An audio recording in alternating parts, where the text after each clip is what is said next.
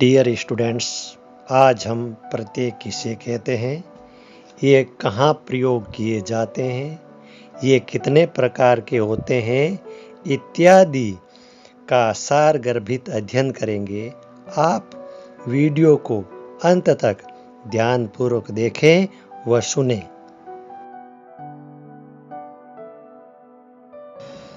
जो शब्दांश शब्दों के अंत में लगकर नए शब्दों का निर्माण करने के साथ साथ उनके अर्थ में भी परिवर्तन कर देते हैं, उन्हें हम प्रत्यय कहते हैं।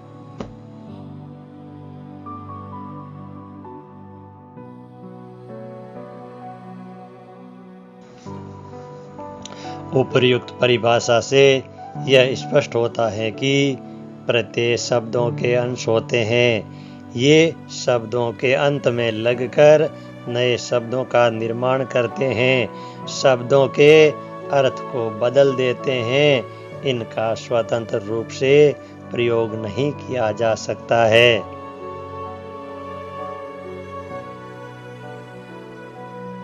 हिंदी व्याकरण में मुख्य रूप से दो प्रकार के प्रत्यय होते हैं।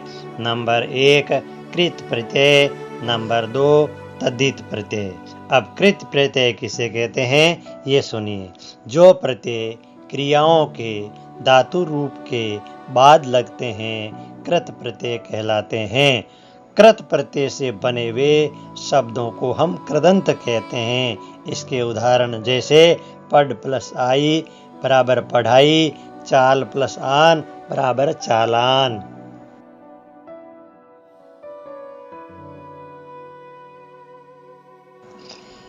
हिंदी में प्रयुक्त होने वाले कुछ कृत प्रत्ययों के बारे में अब मैं आपको बता रहा हूँ।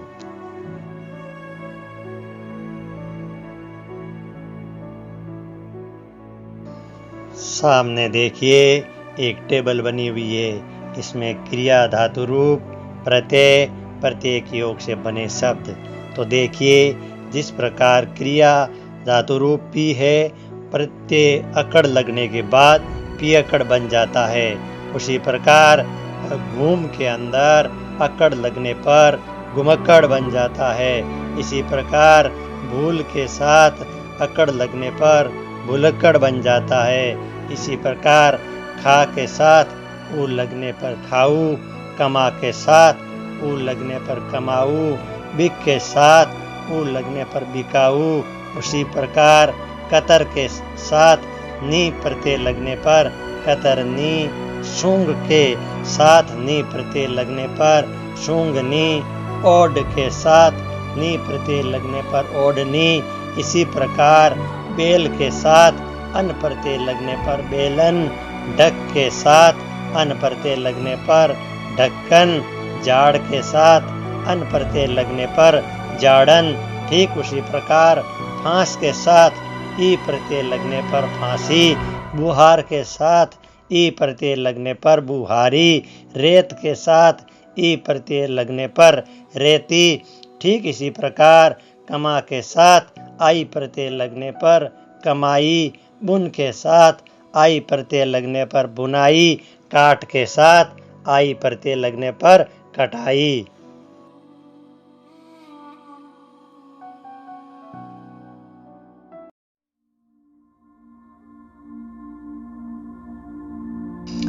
लिख के साथ आवट प्रत्यय लगने पर लिखावट, दिख के साथ आवट प्रत्यय लगने पर दिखावट, मिल के साथ आवट प्रत्यय लगने पर मिलावट।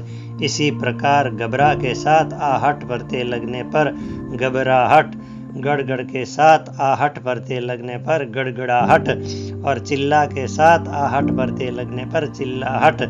इसी प्रकार बह के साथ आव प्रत्यय लगने पर बहाव, बच के साथ आव प्रत्यय लगने पर बचाव, चुन के साथ आव प्रत्यय लगने पर चुनाव। ठीक उसी प्रकार उड़ के साथ आन प्रत्यय लगने पर उड़ान, थक के साथ आन प्रत्यय लगने पर थकान और मिल के साथ आन प्रत्यय लगने पर मिलान।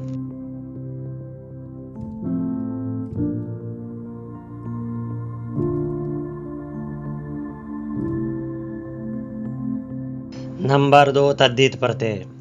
जो प्रत्यय धातु शब्दों को छोड़कर अन्य शब्दों अर्थात संज्ञा, सर्वनाम, विशेषण और अव्यय के अंत में जुड़कर उनके अर्थ को बदल देते हैं, वे तद्धित प्रत्यय कहलाते हैं।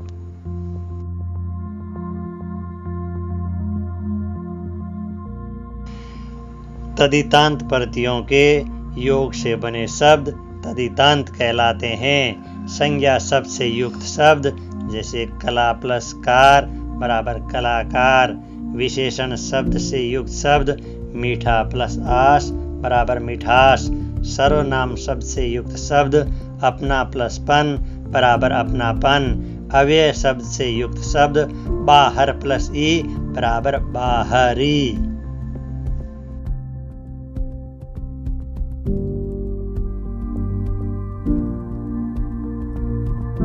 अब मैं आपको हिंदी में प्रयुक्त होने वाले कतिपय तद्धित प्रत्ययों के बारे में बताऊंगा।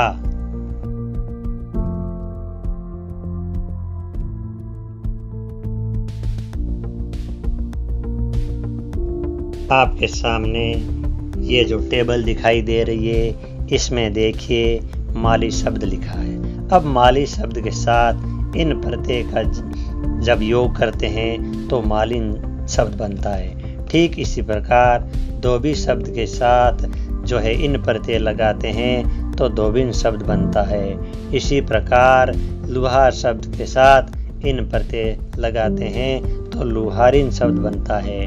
ठीक इसी प्रकार जेठ शब्द के आगे आनी प्रत्यय लगाते हैं तो जेठानी बनता है। नौकर शब्द के सामने आनी प्रत्यय लगाते हैं तो नौकरानी बनता है। और मैतर शब्द के सामने आनी प्रत्यय लगाते हैं तो मैत्रानी शब्द बनता है।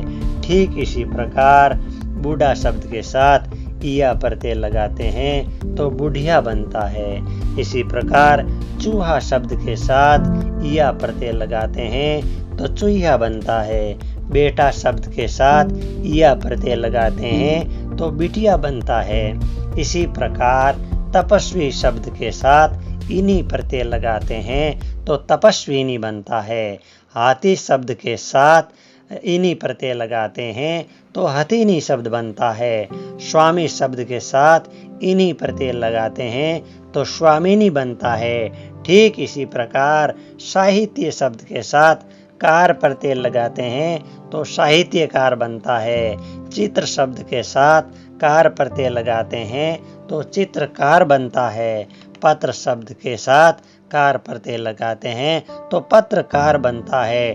ठीक इसी प्रकार दिल्ली शब्द के सामने वाला प्रत्यय लगाते हैं तो दिल्ली वाला बनता है। मथुरा शब्द के सामने वाला प्रत्यय लगाते हैं तो मथुरा वाला बनता है। ठीक उसी प्रकार कानपुर शब्द के साथ में वाला शब्द का प्रयोग करते हैं तो कानपुर वाला शब्द बनता है।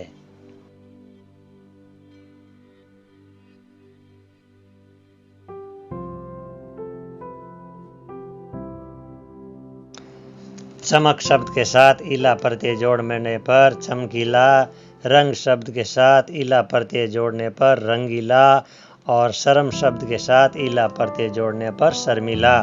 ठीक इसी प्रकार धर्म शब्द के साथ एक प्रत्यय जोड़ने पर धार्मिक, समाज शब्द के साथ एक प्रत्यय जोड़ने पर सामाजिक और दिन शब्द के साथ एक प्रत्यय जोड़ने पर दैनिक।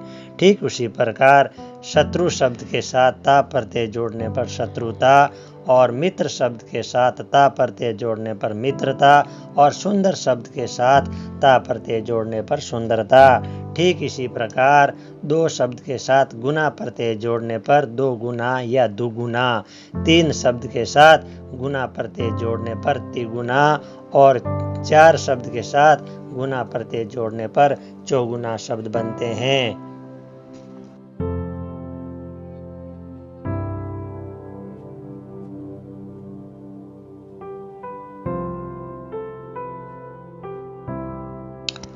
आशा करता हूँ कि आपको प्रत्यय अच्छी तरह से समझ में आ गए होंगे। अंत तक बने रहने के लिए धन्यवाद।